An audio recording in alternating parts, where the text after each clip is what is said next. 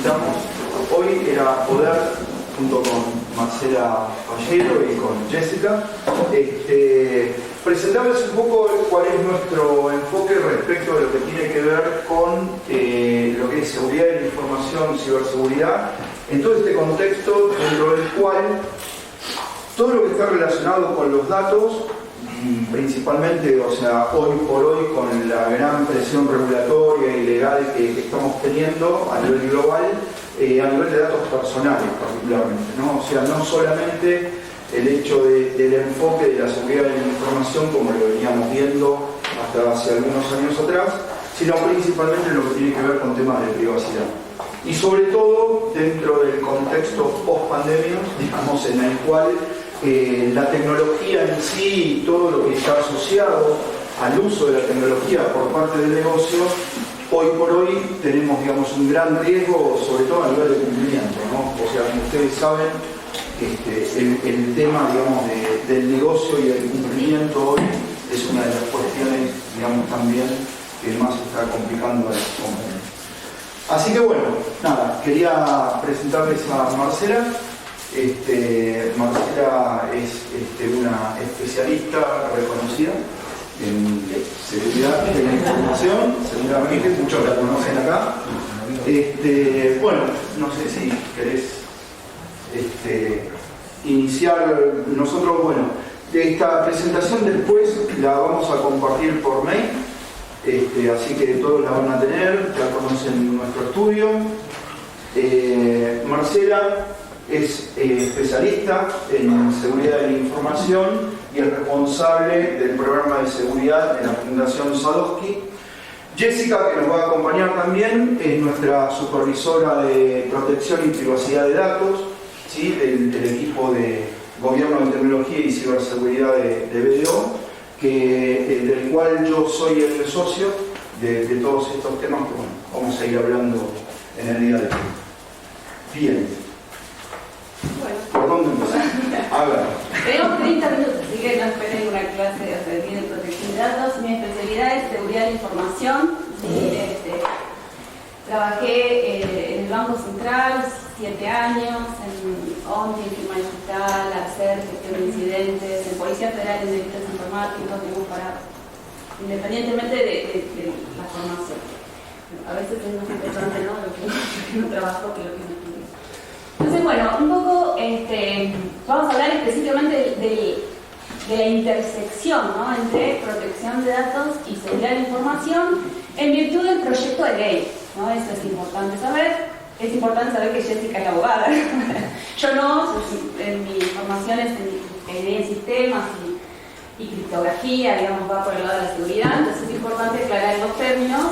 No soy abogada, pero sí siempre me tocó firma digital, delitos, muy cerca de los abogados, así que denme algo de crédito. Bueno, entonces el concepto de la ciberseguridad, puse 2 diapositivas porque ya hay marcos. El marco del modelo internacional de ITU empezó en 2014 a hacer evaluación. En 2007 empezó la Agenda Global de Ciberseguridad en ITU, ¿no?, la Unión Internacional de Telecomunicaciones. En 2014 empezó a hacer un índice global de ciberseguridad donde le hacía unas preguntas a todos los países que forman parte de la ONU para ver cómo estaban en ciberseguridad, ¿sí? Esos son los dominios, 2014, y estamos en la 5ª edición, son informes públicos, y es la forma que evalúan el nivel de madurez de los países. Entonces la ciberseguridad está viéndose a nivel global como un tema realmente relevante en términos internacionales. Está este modelo, y el siguiente es el modelo de madurez de capacidad de la Universidad de Oxford, ¿no? La OEA tomó este modelo de análisis, lo aplicó a Latinoamérica y el Caribe, tiene un informe para ello, y tiene un informe específicamente sobre Brasil, ¿no?, porque está en otra escala, como en tantas otras cosas. Entonces, este es otro modelo.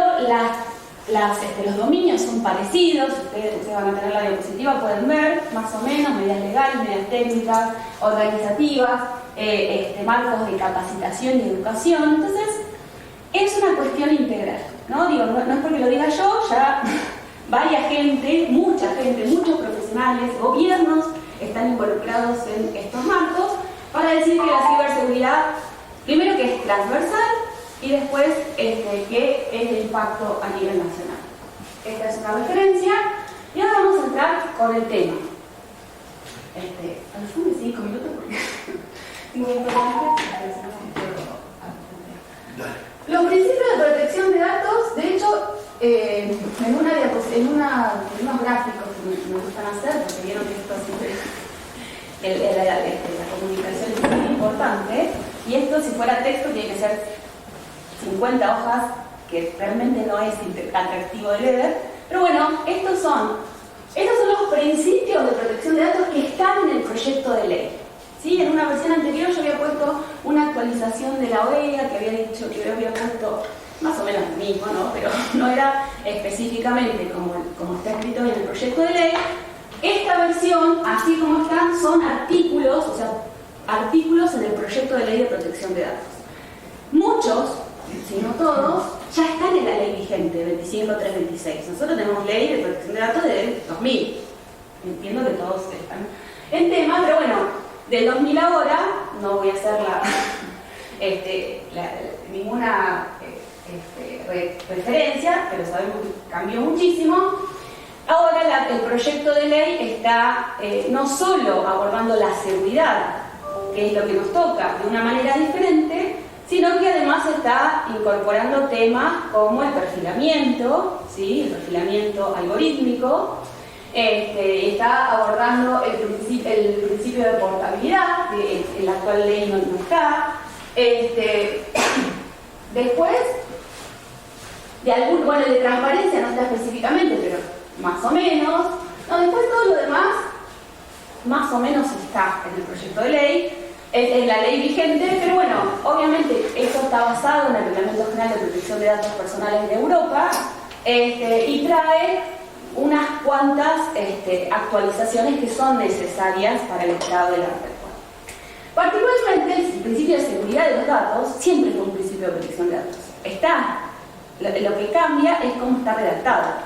No puse acá la referencia, y no sé si alguno se acuerda, seguro que alguno se acuerda, pero el artículo vigente es el 9 de la ley 2536, dice algo como que bueno, hay que tomar medidas, el responsable encargado tiene que tomar medidas, y en el párrafo 2 dice que queda prohibido que se haga tratamiento de datos si no se dan las garantías de seguridad. Y eso la verdad que es un deseo. Es como todos queremos, pero que quede prohibido. Primero que no es práctico y prácticamente la aplicación es imposible. O sea, no se puede prohibir o las garantías. No sé si hay gente... ¿Cuántos trabajan acá en seguridad? Porque yo ya conozco muchos que trabajan. Todos. Bien.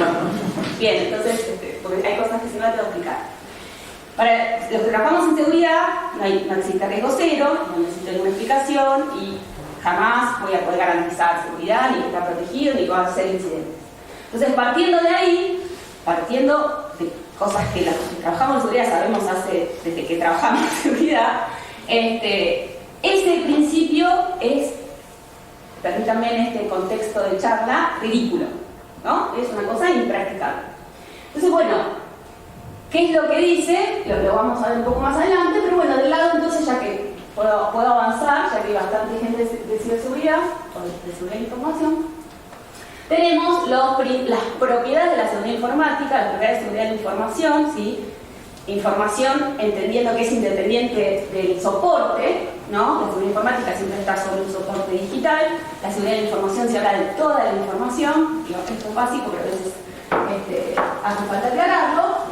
Los principios de la seguridad de la información están en la ISO 27000 y anterior, ¿no? BS 17729, mucho antes, así que estos también tienen como 30 años o un poco más, los principios.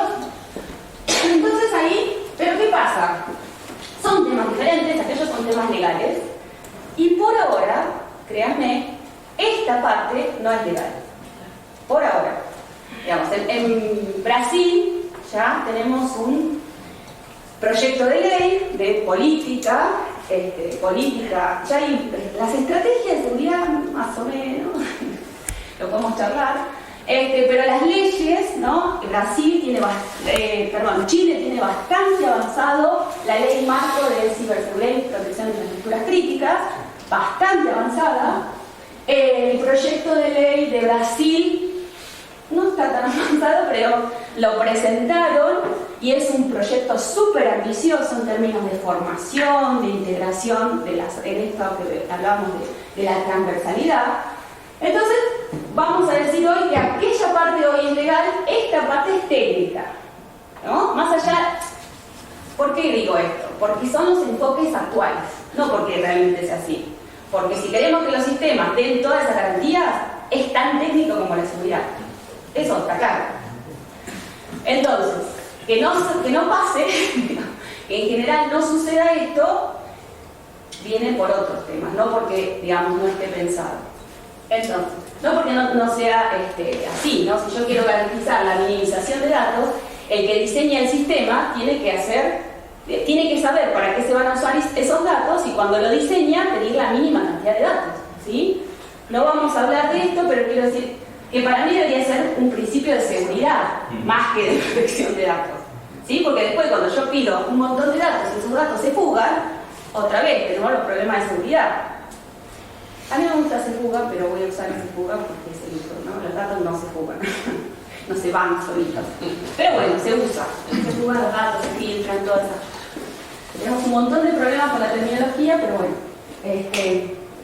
Entonces tenemos desde las estructuras y estándares técnicos. De este lado tenemos el framework de privacidad de LIS, que es relativamente nuevo, ¿no? Que de este lado tenemos el cyber framework de LIS, que son dos cosas distintas, ¿sí? De hecho, el framework de privacidad, no sé, tiene 7, 8 páginas. El cyber framework tiene como 25, vamos por la versión 2. Son marcos súper interesantes, abordan desde el riesgo, ¿sí? Con los controles CIS, los modelos de ciberresiliencia o de resiliencia para ser, digamos, ¿cómo se aplica en la práctica? Desde lo formal, ¿no? Desde la formalidad, aplicando un estándar de buenas prácticas. Aquí, en términos de práctica, tenemos ISO 29100, que es libre y gratuita para aplicar protección de datos, ISO 27701, que se aplica sobre ISO 27001. 27001, claro. Más algunos controles. Claro, la 27701 es la extensión de privacidad de la 27001, que ahora en la nueva versión 2022 quedaron controles de la 27002 que están solapados con y además tengan en cuenta que la 29100 es la de gobierno de lo que tiene que ver con datos, privacidad, etcétera, ¿no? Entonces ahí hay un framework que después yo lo saqué de la presentación, pero se lo voy a compartir. Hay todo un framework de 27.000, 29.000 asociados para hacer seguridad de la información y privacidad de datos. ¿Sí? ¿Sí? Esos aspectos en general son los menos conocidos, ¿sí? Yo creo que en Argentina, en Chile de hecho es mucho más conocido y difundido el 9.100 es lo que se hizo acá, pero bueno, los aspectos técnicos de la protección de datos son bastante menos abordados, para mi gusto, ¿no? Y ahí tenemos un tema súper interesante porque ¿dónde se ven todo esto? ¿Cuándo salen a la luz con los incidentes?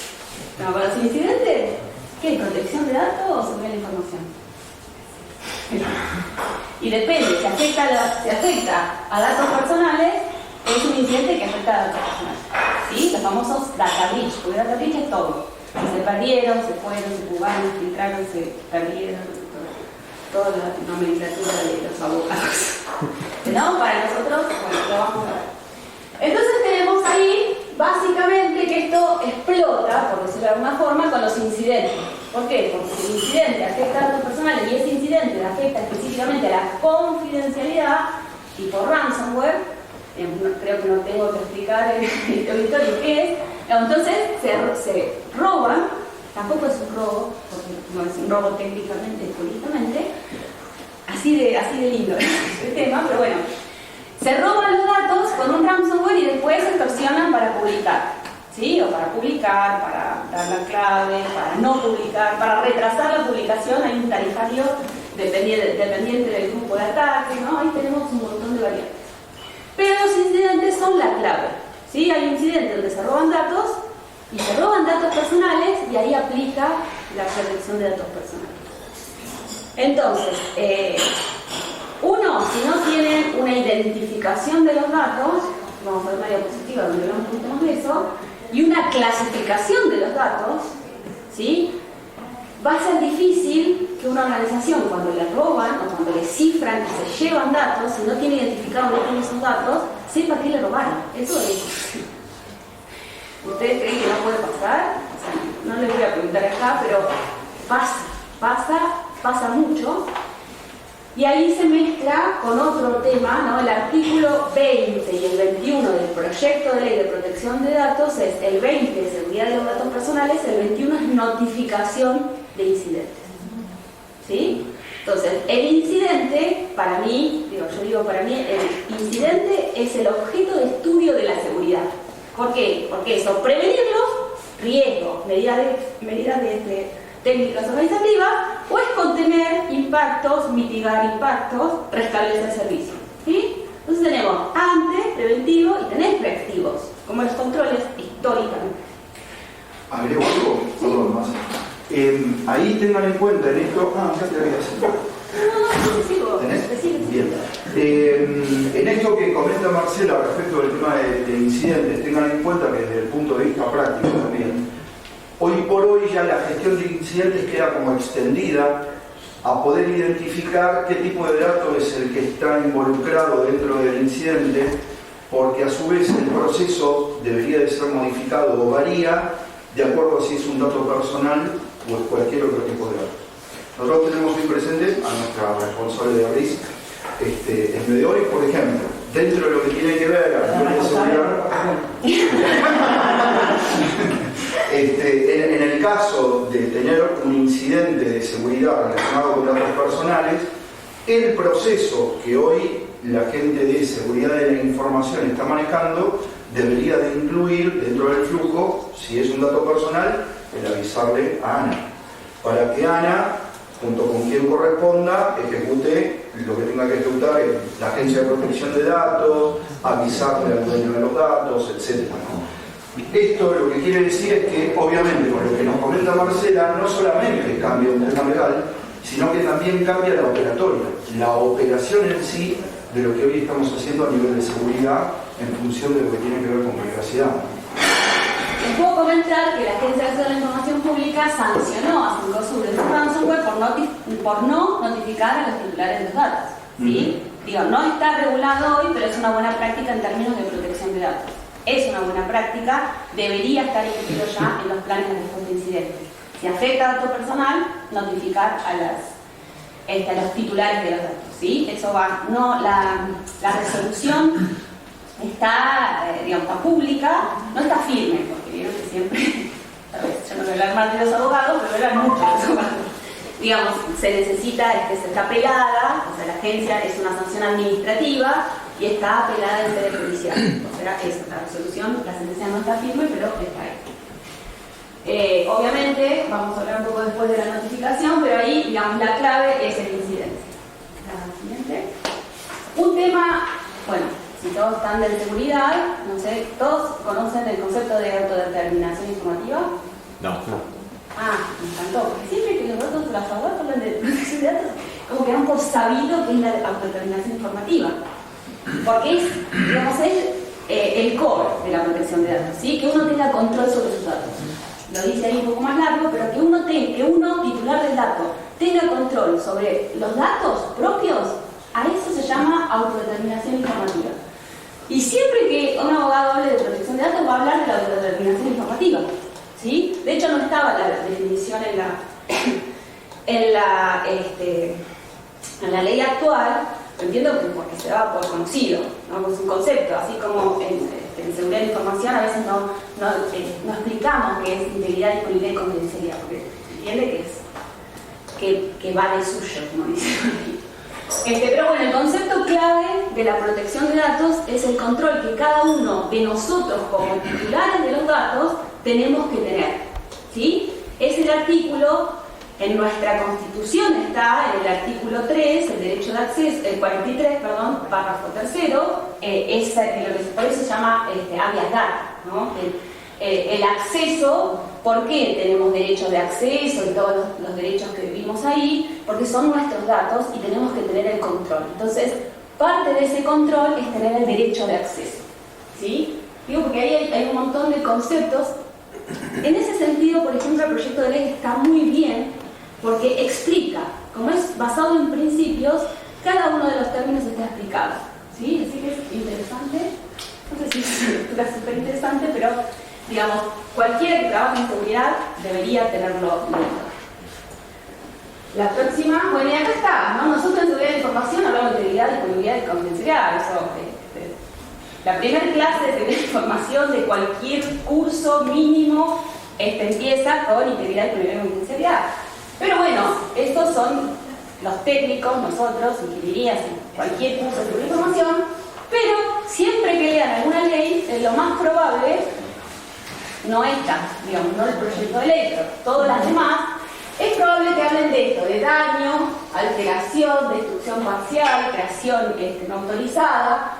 Cuando hablamos de disponibilidad, falta de servicio que impide acceder o destrucción, divulgación o filtración, otra vez, la confidencialidad, pero siempre por eso van a estar alrededor de los tres principios de la seguridad de la información, ¿no? Y el incidente, esta es la definición del proyecto de ley, habla de la ocurrencia de uno o varios eventos en cualquier fase del tratamiento que atente contra confidencialidad, integridad y disponibilidad, ¿sí?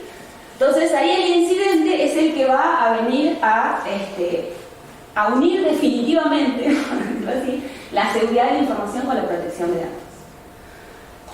Y después, la siguiente, tenemos acá un poco cómo es esto conceptualmente, cosas que muchos seguramente ya saben. Tenemos los riesgos, ¿sí? Otra vez, no hablamos de aplicar medidas, nadie con un marco conceptual habla de poner medidas de seguridad, así, sin más, ¿sí? ¿Por qué? Porque hay presupuestos finitos y uno no puede aplicar todas las medidas, no agarra la ISO 27002 y dice, voy a usar todos estos. Depende de muchísimas cosas, ¿no? Depende del presupuesto, digo, porque es lo más fácil de identificar. Depende del tamaño, del tipo.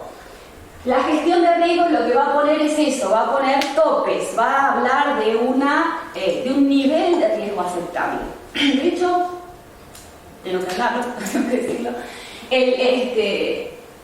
en la norma de seguridad de la información de entidades financieras que salió el 10 de marzo, habla de que el directorio y la alta gerencia son los que tienen que aceptar es firmar, aprobar el nivel de tolerancia del riesgo, ¿sí? El apetito más o menos la tolerancia del riesgo. O sea, aquí hay que haber un informe y alguien tiene que poner el gancho. Digo, no es una cuestión de decir más o menos, no, un análisis de riesgo, digo, porque esto conceptualmente, metodológicamente siempre es así. Lo que pasa es que siempre, bueno, más o menos el riesgo, análisis de riesgo. Después tenemos a la aplicación en base a la gestión de riesgo, las amenazas, la probabilidad de impacto, ahí bueno, hay otros problemas, pero hay problemas para identificar la información fuente, ¿no? Ahí está también más adelante. Y después tenemos los incidentes. Los incidentes, ¿qué tenemos que sacar de los incidentes? Tenemos que sacar los reportes técnicos y ejecutivos, las lecciones aprendidas en términos de seguridad de la información, ¿sí? No va a estar explicitado o no va a estar escrito en el artículo 21 de notificación de incidentes porque es de protección de datos. Y lo que está escrito en el artículo 21 es lo que importa a los derechos del titular de los datos, ¿no? Y a la autoridad de aplicación. En términos de proceso de seguridad de la información, la gestión de incidentes, otra vez, siempre incluye estos temas. Es la definición de la gestión de incidentes, ¿sí? Las lecciones aprendidas, no estoy hablando, no notificar a los titulares de los datos, porque saben que por ahí entre la gente de seguridad informática y las leyes son como, no se atraen, son polos opuestos en general. Entonces ahí está la seguridad de la información, los procesos, y está el cumplimiento. 27001 siempre tuvo, creo que desde que nació, el 27001, desde 1999, está el cumplimiento, siempre estuvo el dominio del cumplimiento. Y ahí están toda la legislación aplicable, ¿sí? Entonces, si ahora estamos teniendo como una, digamos, en el proyecto de ley está, pues ya hablamos de que es una buena práctica, la notificación a los titulares de los datos y a la autoridad de aplicación, no se los dije, pero hay una resolución 47, seguramente también muchos la conocen, resolución 47 del 2018, donde ya está la notificación del incidente a la autoridad de aplicación.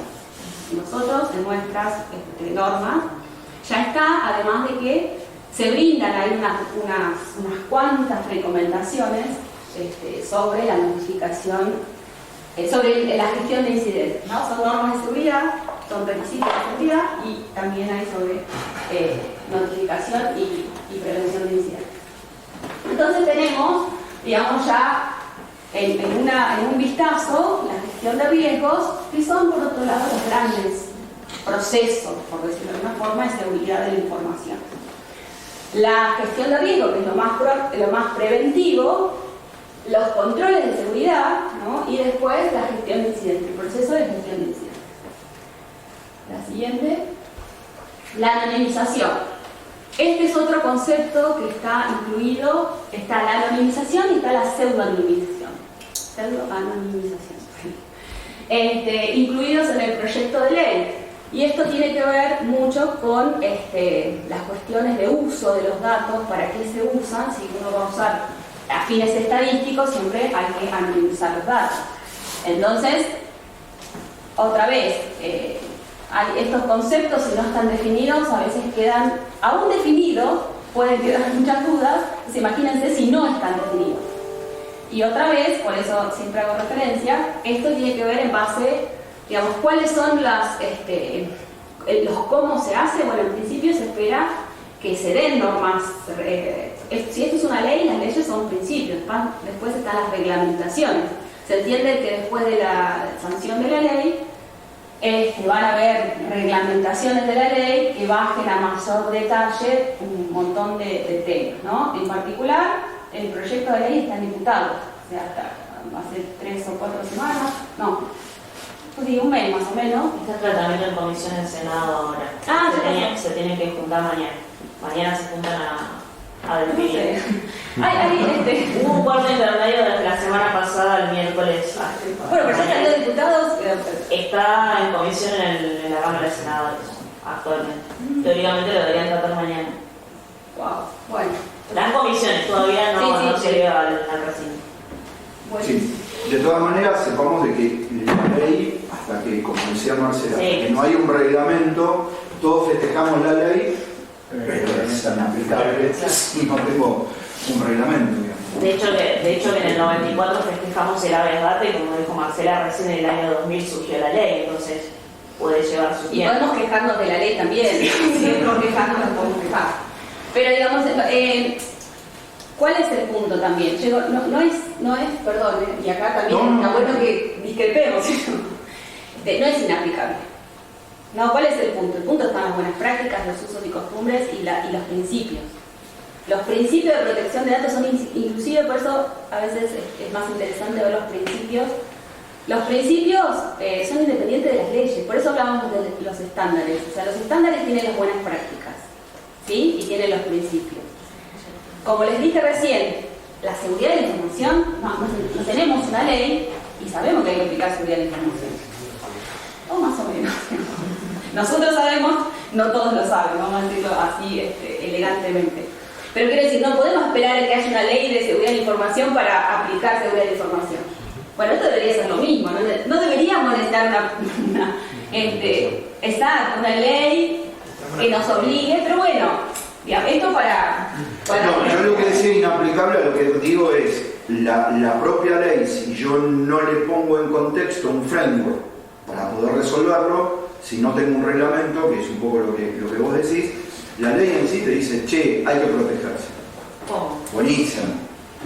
¿Y cómo lo hago. Y lo aprendo, y la buena práctica. Pero por eso digo, a lo que voy es al hecho de poder orientar qué tipo de estándares puedo utilizar. De hecho, un poco la 7724 que mencionábamos antes del tema de bancos, hoy por hoy, si la ven, yo la podría traspolar a cualquier otro negocio. ¿Por qué?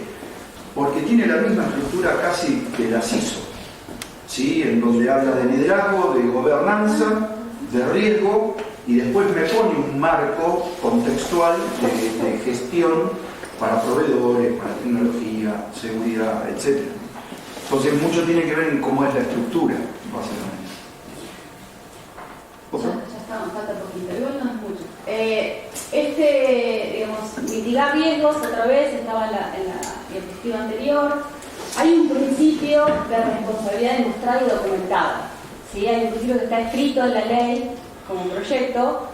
En seguridad de la información hablamos de accountability como trazabilidad o rendición de cuentas. Acá el principio de responsabilidad demostrada es la misma traducción, pero bueno, la definición de responsabilidad demostrada y documentada tiene que ver con que uno muestre de manera proactiva que quiso proteger los datos, ¿no? En términos de la ley completa de protección de datos. ¿Sí? La ley se asesora y tiene que demostrar de manera documentada, ¿sí? Eso es muy de auditores, de manera documentada de que quiso implementar todo lo que la ley dice. ¿Sí? No es, sí, yo estaba... eso no es el principio de responsabilidad demostrada y documentada.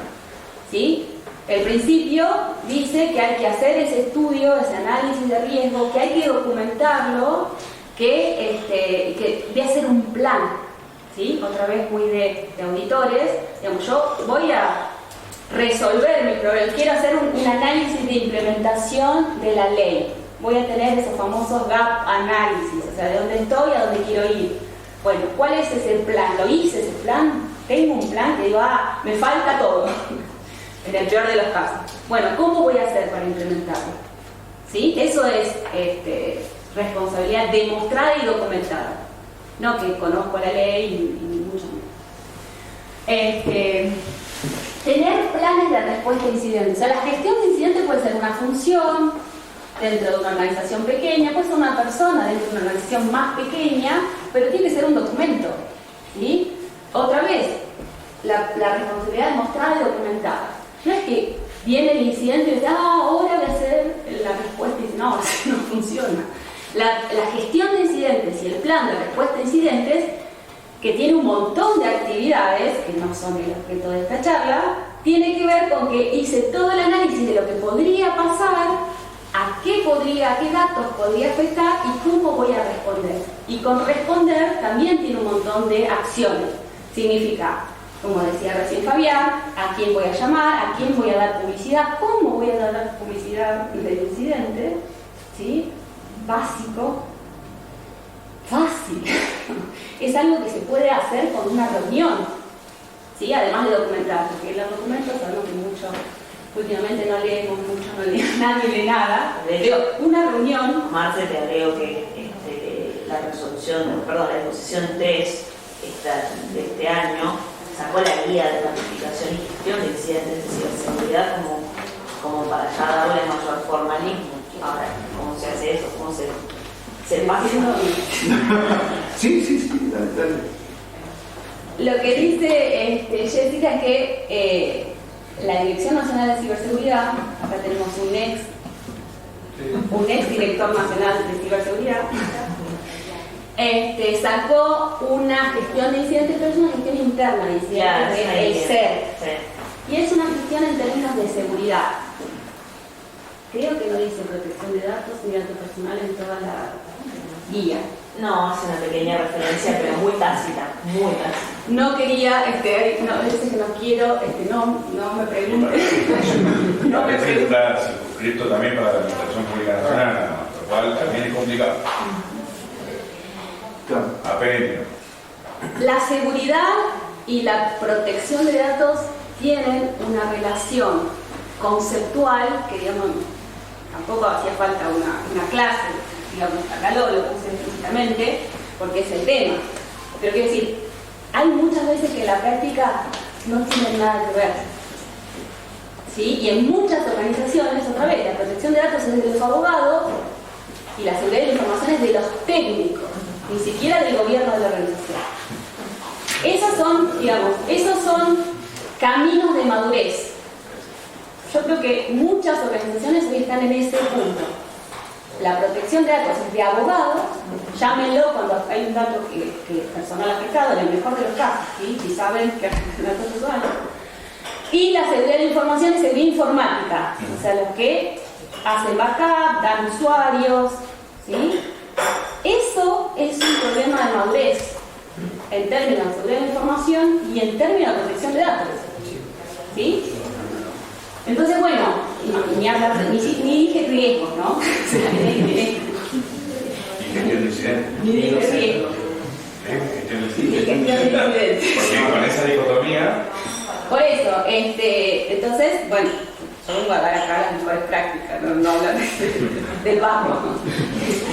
Pero además del barro ustedes lo conocen, digamos, yo no se lo tengo que contar. Yo también lo conozco. Pero bueno, referencias de planes de respuesta a incidentes, gestión de incidentes, creo que es lo más público y gratuito que hay de toda la seguridad de la información. Planes de respuesta a incidentes, gestión de respuesta a incidentes, son de los documentos y buenas prácticas más públicos que hay, ¿sí? Están a un googleo.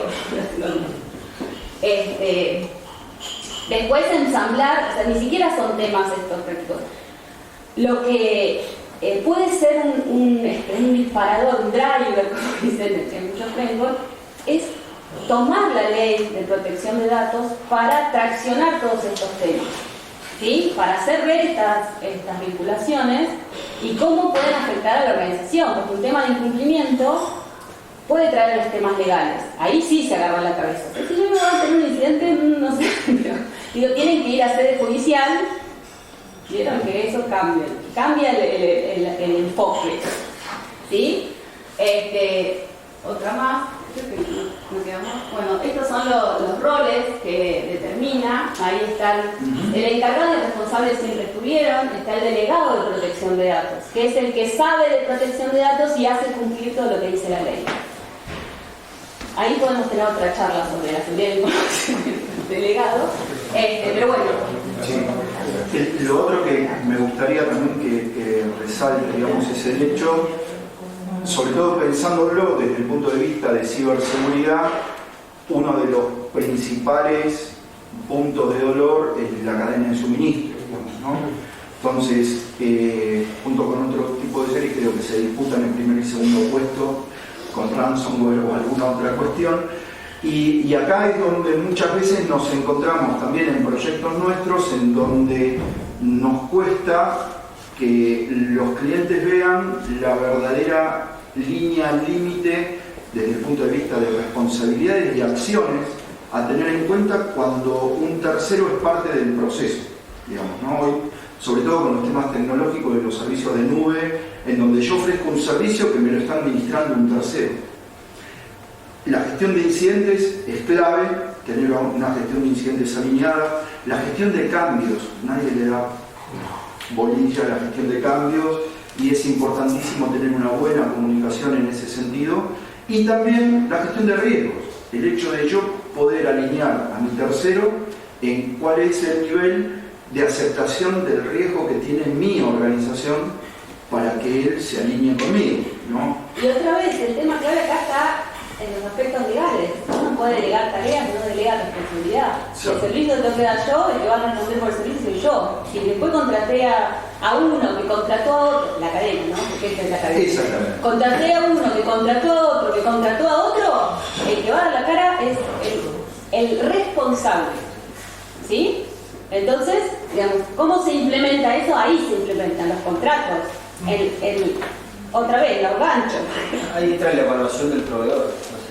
Claro. La evaluación de los requisitos en las contrataciones. Eso, otra vez, no es una publicidad, pero la 7724 o el texto ordenado 7777 del Banco Central, sección 10, habla de la relación con el proveedor, o con terceras partes, porque vieron que ya no es proveedor, hay cadena de suministro, entonces la relación con terceras partes. Y la relación con terceras partes es la formalización. La formalización es la forma de contratación y lo que está escrito.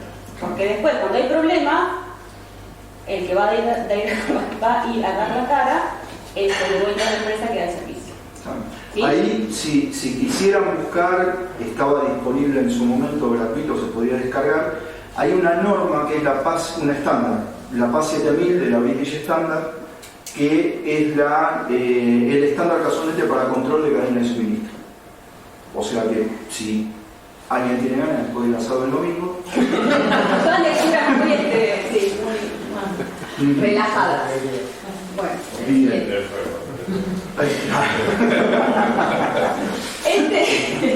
Este gráfico es del framework de privacidad de NIST.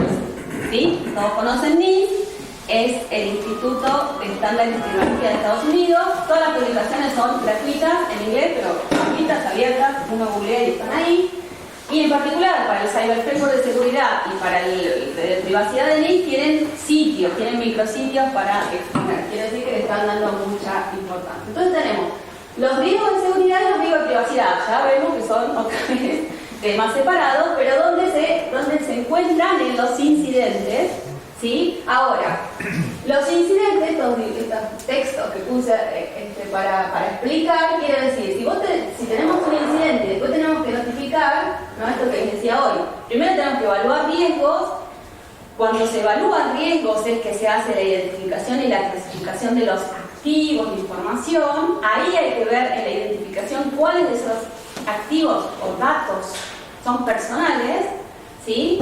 Para evaluar riesgos, o sea, en seguridad lo voy a hacer eso, en un mundo ideal otra vez, ¿no? No estamos hablando de las casas ni de las cocinas, pero digamos, ¿cómo funciona esto? Tenemos los riesgos, donde vamos a identificar y clasificar la información, ¿no? Son actividades básicas de la gestión de riesgos. Si se afectan a datos propios, estamos de la organización o servicios, estamos en seguridad.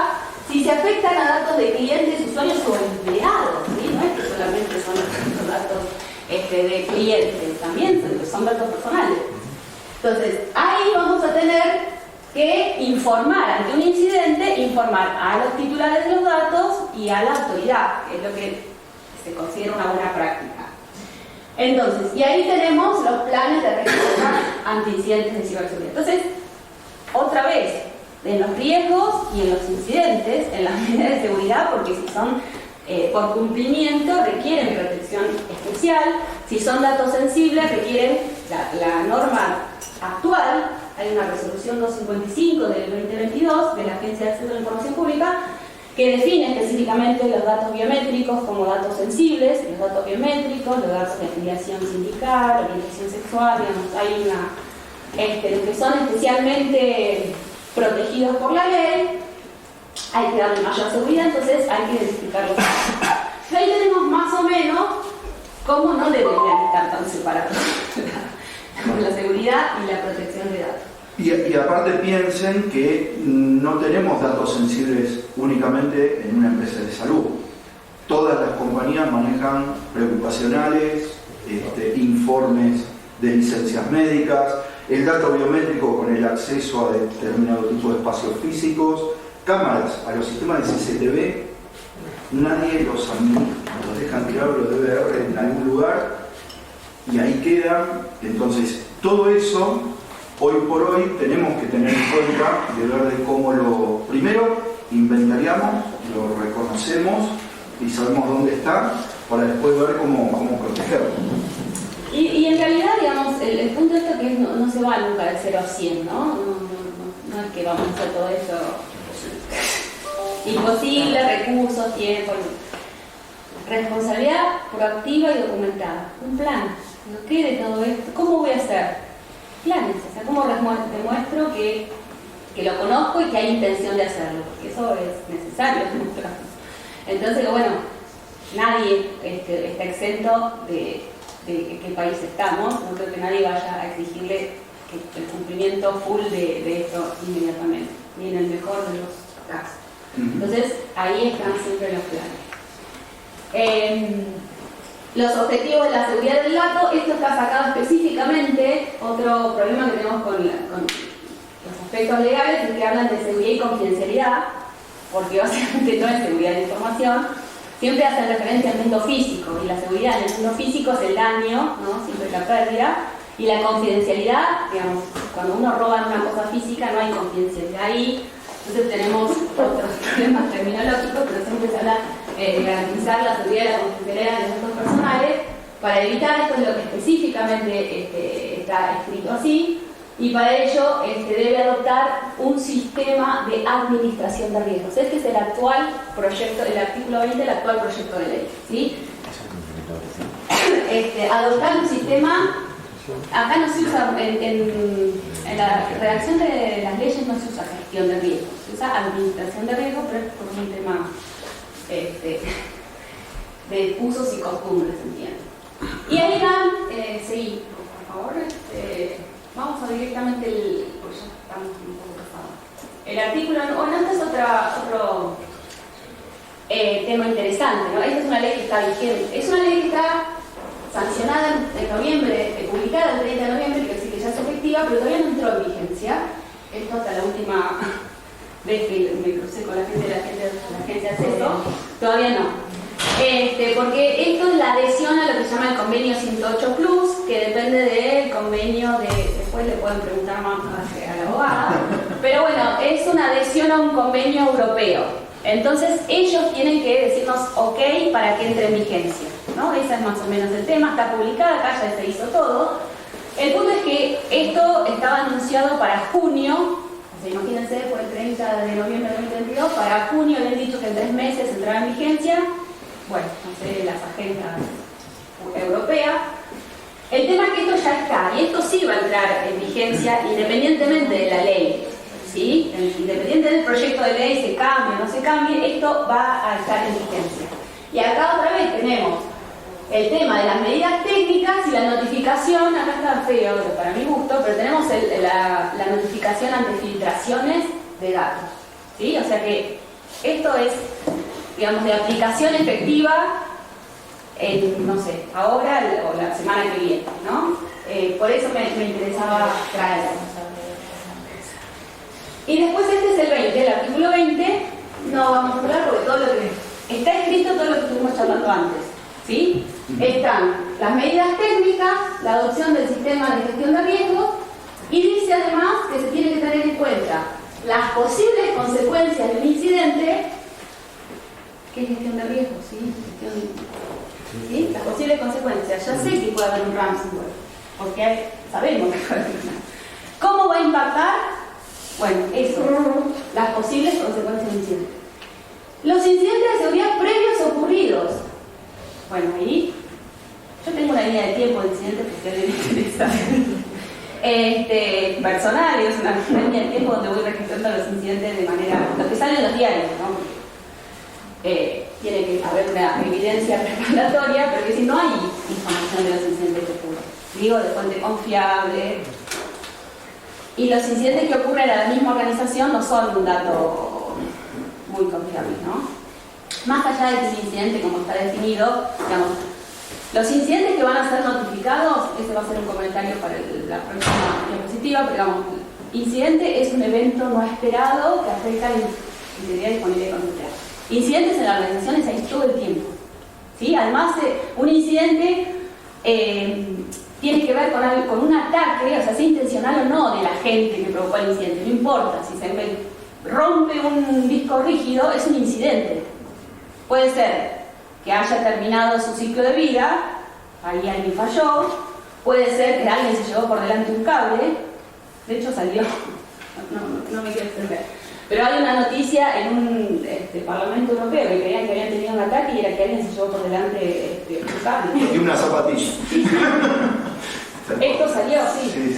Entonces, un incidente es intencional o no, y así está escrito inclusive en la redacción actual. Entonces, bueno, ahí tenemos un problema, ¿no? Además de qué sistema de gestión de riesgos. Ahora, yo no creo en un 99% que si uno dice, no, yo adopté 27.005, venga la autoridad y diga, no, esa no es una buena metodología de gestión. No creo que sea así. O sea, adopten una. Y después los incidentes. Este es el 20 y el siguiente. Sí, un único comentario. Si ustedes ven el primer cuadrito, tal cual como está escrito acá, es lo que dice GDPR. Y esto es un poco lo que decíamos antes, digo, está bárbaro, medidas de seguridad técnica y organizativas. ¿Cuáles? ¿Dentro de qué contexto? Digamos, ¿no? Y ahí es donde no solo tengo que ver el tema del framework, sino algo que mencionó Marcela, que es importante, que también es reconocer el nivel de madurez que yo tengo para poder aplicar algo. Y quien me venga a auditar, primero me tiene que conocer para saber si yo realmente estoy aplicando algo de acuerdo a la medida de mi cuerpo, por así decirlo, ¿no? En la charlita que después les voy a dar, hay algunos ejemplos, los vamos a pasar rápido, de cómo abordar un poco esto también, ¿no? Pero bueno, quería resaltar eso para que vean también un alineamiento, ¿no? No sabemos si va a quedar así tampoco. Por eso, esto es un proyecto de ley. De todas formas, viendo de qué se trata la seguridad de la información y los procesos y los estándares, no se va a alejar tanto, ¿no? Esto, créanme. Además, porque está basado en GDPR y GDPR es así otra vez. Hay muchos indicios para creer que no se va a alejar mucho de esto. Y en el 21, la notificación de incidentes de seguridad. ¿Sí? Para terminar, notificación, debe informar al titular del dato, debe notificar a la autoridad de aplicación. Y acá el comentario es: en caso de que ocurra un incidente. Eso no tenía mucha formación el que escribió esto, pero en gestión de incidentes, ¿no? Otra vez, como está definido, fíjense cómo está definido el incidente, van a darse cuenta que hay miles, millones, depende del tipo de organización, que incidentes todo el tiempo. El tema es el umbral, ¿sí? ¿Cuál es el umbral para notificar? Es un temor, se lo dejo ahí. Y por otro lado, el responsable también debe documentar todo incidente. Otra vez, el umbral, todo incidente, ¿verdad? Veamos, de esto hay bibliografía, no mucha. En el ámbito de los sistemas financieros hay mucha bibliografía, te doy fe, de los umbrales para notificar. Acá estamos en impacto en derechos, no es lo mismo, pero se puede trabajar. Y aparte de la notificación, el umbral de notificación del incidente tiene que ver también en, digamos, la definición inclusive que da el negocio respecto de los riesgos. El umbral de riesgo con el umbral de notificación de los incidentes tiene que tener una relación. Igual que va a Ahí dice todo. Ahí dice todo. Que ese es el por eso, exactamente. No, por eso estas son dos cosas que sí son rarísimas y deberían ser notificadas, ¿no? Modificadas. Modificadas, ¿no? Eso en caso de y eso de todo, no. El que va a denunciar entiendo que es la autoridad. Claro. Vos notificame cuando te pase esto.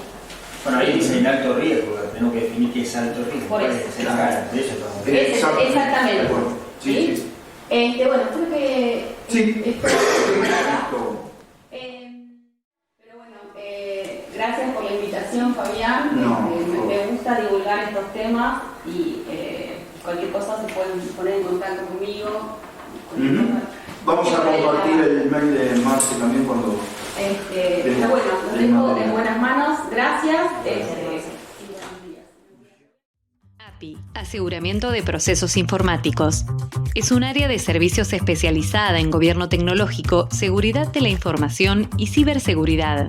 Ofrece soluciones estratégicas para asegurar los objetivos de negocio de las empresas apoyados en la tecnología, preparándolas para responder a las necesidades de innovación en forma segura y bajo sus necesidades de cumplimiento.